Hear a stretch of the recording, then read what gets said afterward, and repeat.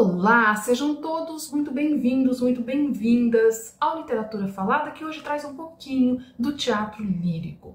Há alguns vídeos eu falei sobre o surgimento do teatro ginásio dramático na cidade do Rio de Janeiro no ano de 1855. Naquela ocasião eu disse que começaria a tratar um pouco mais do teatro brasileiro e que começaria abordando as casas de espetáculo da época. Pois é, hoje eu trago esse lendário teatro lírico. Sim, foi um espaço lendário, uma casa de espetáculos bastante luxuosas e que fez história na cidade do Rio de Janeiro. O teatro lírico, ele foi fundado no ano de 1871, ele foi inaugurado com o nome de Teatro Dom Pedro II e ele ficava na Rua da Guarda Velha, número 7, a atual Avenida 13 de Maio, entre o Largo da Carioca e a Cinelândia. E ele, infelizmente, foi demolido entre 1933 e 1934. E ele foi construído no mesmo local onde desde 1857 funcionava o Circo Olímpico. E a história de como um circo se transformou em um teatro lírico é mais do que curiosa e merece ser abordada. Pois é, vamos a ela. A história do teatro lírico, ela começou com o açoriano Bartolomeu Corrêa da Silva, que veio para o Brasil quando ele tinha 14 anos. E ele se estabeleceu, quando ele chegou no país, em Campos dos Goytacazes. Depois ele se mudou para São Fidélis e em São Fidélis ele adquiriu um armazém. Naquela ocasião, o diretor de um circo que tinha 10 componentes, chegou a São Fidélis e passou a adquirir suprimentos para sua trupe lá, alimentos, bebidas, enfim, tudo que eles precisavam na loja do Bartolomeu. Porém, o diretor fugiu e deixou uma dívida grande e a trupe para trás. E aí o Bartolomeu tornou-se, assim, além de dono de um armazém, dono de um circo. E foi aí que teve início a história do teatro lírico. O Bartolomeu ele decidiu, então, deixar São Fidélis e apresentou a sua companhia, que se chamava Ginástica Equestre, em Niterói. Aí, naquele mesmo ano, isso foi em 1856, ele foi para o Rio de Janeiro, que era a capital do Império, e a companhia se instalou provisoriamente no campo da aclamação. E em 1857, o Circo Olímpico Volante foi armado em São Cristóvão. Foi então que o João Caetano, lembra, ator e administrador do Teatro São Pedro de Alcântara, que eu abordei no outro vídeo em que eu falei sobre o teatro, convidou o Bartolomeu para realizar um espetáculo. Eles assinaram um contrato em dezembro de 1857. Aí o circo finalmente se estabeleceu, ele se estabeleceu na Rua da Guarda Velha, o atual Largo da Carioca, que era assim o coração do Rio de Janeiro. Em 1864, o Bartolomeu inaugurou ao lado do circo uma cervejaria, a Jardim Concerto, com produção própria. Ele também cercou o local, né? E hoje seria a Rua Senador Dantas, esquina com a Avenida Chile, né? Esse Jardim Concerto. E aí, aos poucos, a lona do circo foi sendo substituída por um circo de madeira, tornando-se uma casa de espetáculos circenses e teatrais.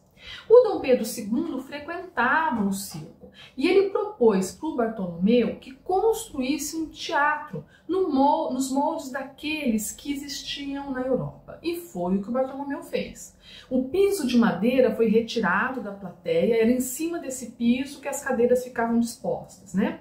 E o teatro ele se transformava em circo equestre com excelente acústica, então ele tinha uma mobilidade grande ali, aquele espaço, né?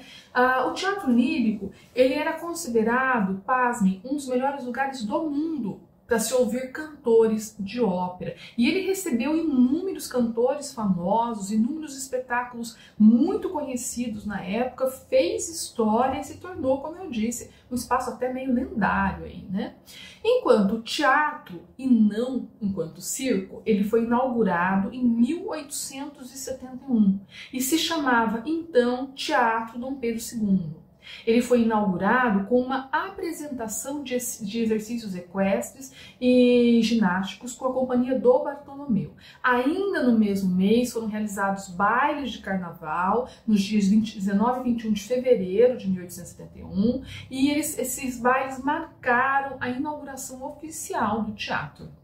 Entre os anos de 1876 e 1886, o teatro foi administrado pelo maestro italiano Angelo Ferrari e conheceu assim uma fase realmente áurea, com a apresentação de grandes óperas e dos maiores nomes do canto da época.